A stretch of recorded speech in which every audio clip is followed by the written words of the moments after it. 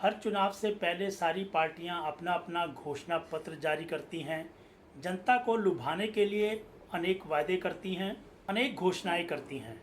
लेकिन पिछले कुछ सालों से आम आदमी पार्टी ने जब से फ्री बिजली, फ्री पानी, इन सब चीज़ों को देने की घोषणाएं की, तब से भाजपा ऐसी घोषणाओं को रेवड़ियां कह करके नकारती रही कि ये रेवड़ियां हैं, लोगों को प्रलोभन देती हैं और इससे सरकार का बजट जो है वो पूरा हिल जाता है, जो नहीं होना चाहिए।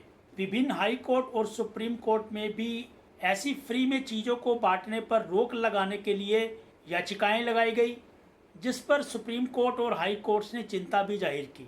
लेकिन उसके बावजूद भी फ्री बीज का बांटना करना, अपने घोषणा पत्रों में उसको मेंशन करना, ये जारी रहा। तो मैं हूं हरीश, आप देख रहे हैं मेरा नज़रिया। तो आज के एपिसोड में हम इन्हीं फ्री बीज को लेकर के, यानी कि चुनावी रेवड़ियों को लेकर के अपना पक्ष रखेंगे और इसी के ऊपर चर्चा करेंगे।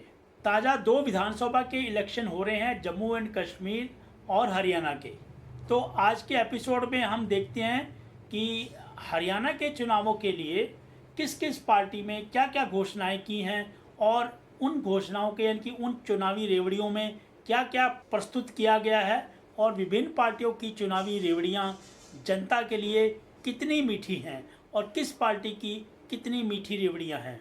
तो सबसे पहले बात करते हैं कांग्रेस पार्टी की। कांग्रेस ने अपने घोषणा पत्र में 300 यूनिट बिजली फ्री में देने का वादा किया है। बुढ़ापा, विकलांगता और विधवा पेंशन को 6,000 रुपये करने का वादा किया है। रसोई गैस सिलेंडर को 500 रुपये में देने का वादा किया है। गरीबों के लिए 100 गज का प्लाट फ्री में देने के लिए कहा है। महिलाओं को 2,000 रुपये प्रति महीना देने के लिए बोला गया है। किसानों को एमएसपी की रिटर्न, यानी कि लिखित गारंटी देने का वादा किया है। ट्रीटमेंट के लिए, यानी इलाज के लिए 25 लाख तक का इलाज मुफ्त देने की घोषणा की गई है। अब देखते हैं कि बीजेपी क्या वादे कर रही है। बीजेपी महिलाओं को कांग्रेस से 100 रुपये बढ़ाकर देने को कह रही है, यानी कि कांग्रेस 2,000 दे रही थी तो बीजेपी 2,100 रुपये देने का वादा कर रही है। 10 लाख रुपए तक का इलाज मुफ्त करने को कह रही है और 70 साल से ऊपर के बुजुर्गों के लिए 5 लाख तक का अतिरिक्त इलाज मुफ्त कराने को कह रही है। किसानों को 24 फसलों के लिए एमएसपी पे खरीद की बात कर रही है। 5 साल में 2 लाख सरकारी नौकरियों की बात कर रही है, जो कांग्रेस ने भी किया था।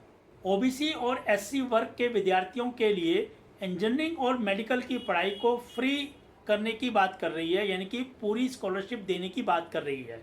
हालांकि एससी वर्ग के विद्यार्थियों के लिए पहले से ही केंद्र सरकार के तरफ से स्कॉलरशिप उपलब्ध है।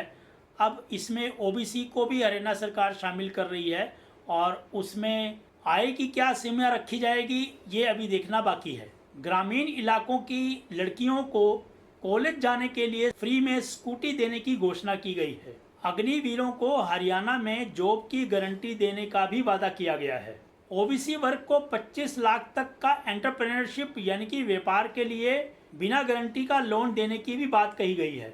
इसके अलावा 10 इंडस्ट्रियल टाउनशिप सेटअप करने की बात की गई है ताकि रोजगार जनरेट किए जा सके।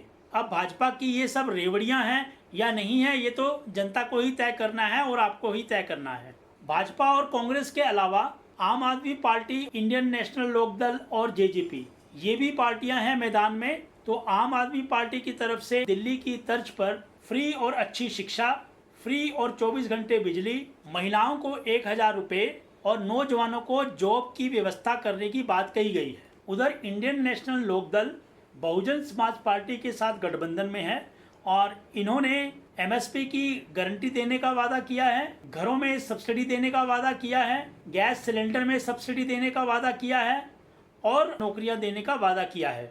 दुष्यंत चौटाला की जेजेपी ने चंद्रशेखर की एजीपी से गठबंधन किया है और इन्होंने भी एमएसपी की गारंटी, विकलांगता, बुढ़ापा और विधवा पेंशन को बढ़ाने और जॉब्स की गारंटी देने का वादा किया है।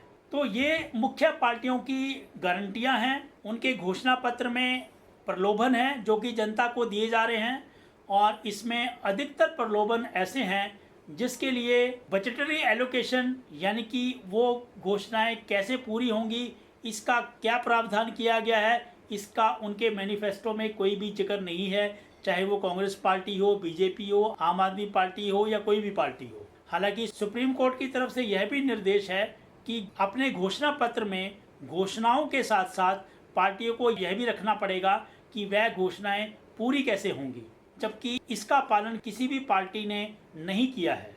तो ये सब सभी पार्टियों की रेवड़ियां हैं। अब किस पार्टी की रेवड़ियां जनता को कितनी मीठी लगती हैं, यह तो चुनावों के रिजल्ट आने के बाद ही पता चलेगा। और इन घोषणाओं को वह पार्टी जो सत्ता में आती है कैसे पूरा करेगी, कब तक पूरा करेगी, यह तो आने वाला वक्त ही बताएगा। तो आपको मेरा ये एनालिसिस अगर पसंद आया हो तो आप इसे लाइक ज़रूर करें। धन्यवाद। जय हिंद।